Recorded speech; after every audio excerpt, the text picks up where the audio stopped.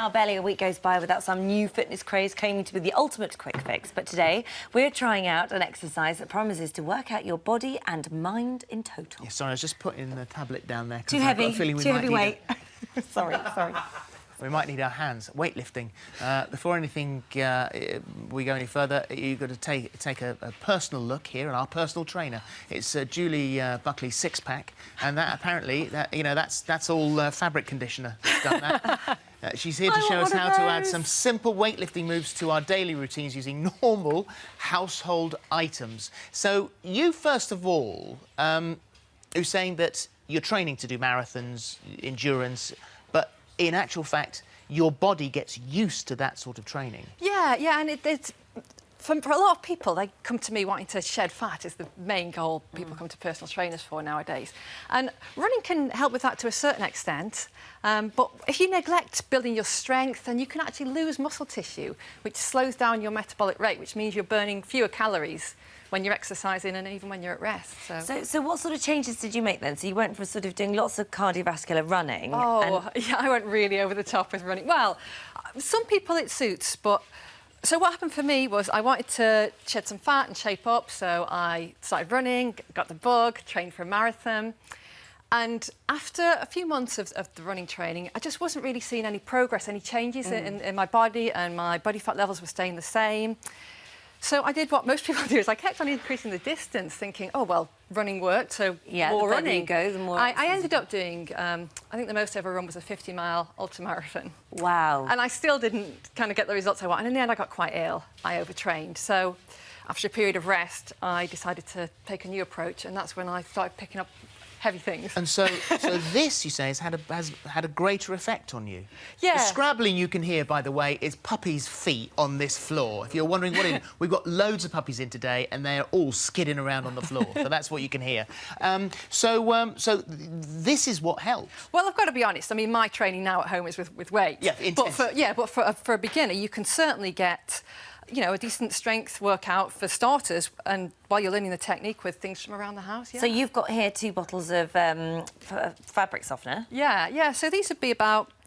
They're 3 litres, so just over 3 kilograms each. So not a bad weight for something like a bicep curl. Right, OK. That's for the front of your arms. And so when you're... I mean, if you're going for a run, you think, right, I'm going to go and run for 45 minutes or half an hour, whatever it is. It takes quite a long time. Yeah. But you say with this, you don't have to do it for as long as that. No, not necessarily at all. It's about intensity. So, you know, you can be in a sweaty heap. If you pick up heavy enough weights and, you know, do the right techniques, you can be in a sweaty heap, certainly within 20 minutes.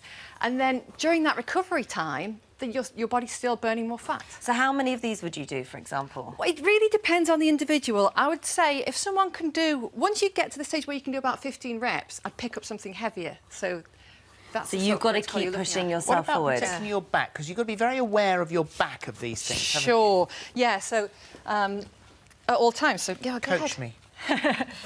So let's get you doing a tricep kickback. So bend your knees. Oh. Feet a little bit further apart from your hip width. And then I want you to straighten up and hinge forward from the hips. That's quite nice. Now, keeping the elbows close to the body... I do a lot of Pilates. I've got a core of steel, by the way. I can tell. I can tell. So just keeping the elbows locked in there, yep. Press the... There you go. Now, you're working the back of the arm here, tricep, but to keep yourself in that position with the nice straight back, you're activating the core. Yeah. Working on the six-pack, whole midsection and strengthening the back there. Yeah, and you're saying that it's the reps that are important, so you should do sort of however many of those you can, pause for like a few seconds and then begin again. Yeah, or go on to the next exercise. What's the next one? This is not aerobics, you know. You've got to be... well, we've got... What have you got here? Dog sorts food? of things here. So this is a bag of dog food. That's 3 kilograms again. Right. So maybe we could do something like a row here. So same position I just demonstrated before with the nice flat back, core tight. I'm just going to pull that into my chest. Elbows going. So, and you're quite... I mean, you're really isolating your sort of top back muscles across your... Yeah, I'm pressing my shoulder blades together so you can see how that's going to work the upper back.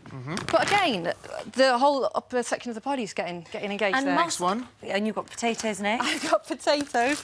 So, I mean, these are, you know, all kind of interchangeable, and there's dozens of exercises you could do with them, but here's an idea. So you can lunge forward. Oh, the dreaded So now, lunge. so now we're working the thigh, the bum, but also the core to keep us straight here, and I'm going to bring in an overhead press, so that's going to work my shoulders and arms as well. I'm going to alternate legs. Press press it up. Oh, So you can see how that's a full body exercise Yeah, there. definitely. And adding the weight just makes it that bit more intense. So if your partner says, "Are we having chips?" You say, "No, I'm sorry, I'm doing my exercises." Sorry, darling. The book? What book there? This one's for the abs, and waist. So I'm going to get down on the mat here.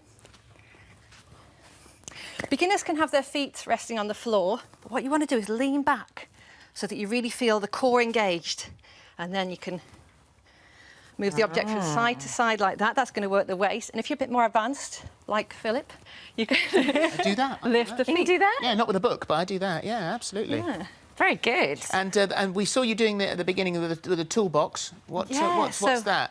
I looked at that and thought, oh, you've got to be careful with your back on that one. Well, yeah, exactly. But it's by doing exercises like this that's going to keep your back safe by learning to get it strong. So, you know, in traditional weightlifting, you'd see the bodybuilder lifting a bar like that. Same thing, really. So it's all about keeping the back straight, pushing the hips out behind you. So you're doing a sort of tall in the squat, chest. aren't you? Yeah, it's a deadlift. So And presumably I'm not you coming can right fill down. the box up with as many heavy things as you like, and you can adjust it accordingly. Exactly, that's a really good one. So you can. And if you feel Put more it in tools your in it. back, then you're not doing it right. True. Yeah. We've got Jackie's emailed in saying, I've changed my physique with the at-home routine. I get up, sit on the sofa and eat toast. Oh, may not have changed it for the better, but it's definitely changed. Not quite. Maybe the Jackie. bread's heavy. Thank you very much. indeed. Thank you.